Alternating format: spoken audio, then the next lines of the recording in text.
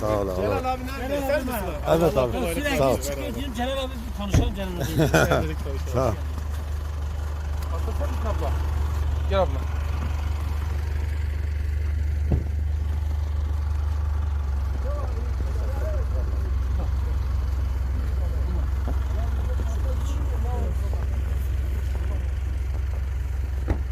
Şu takma abla.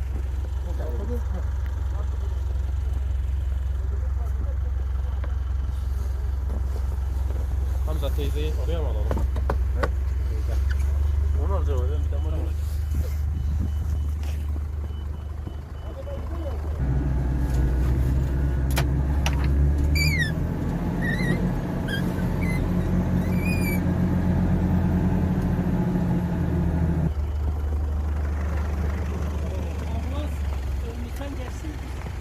Gel vereceğim ambulans. Bir de çek abi, çek, çek. Çek abi, çek o. Karşı tarafa. Çünkü baktım, giderken firma da döndü. Ya bir şey yapalım. Celal abi görelim. Kimdir bu adam? Bitirmiş bir cengaver. Ne yapalım abi?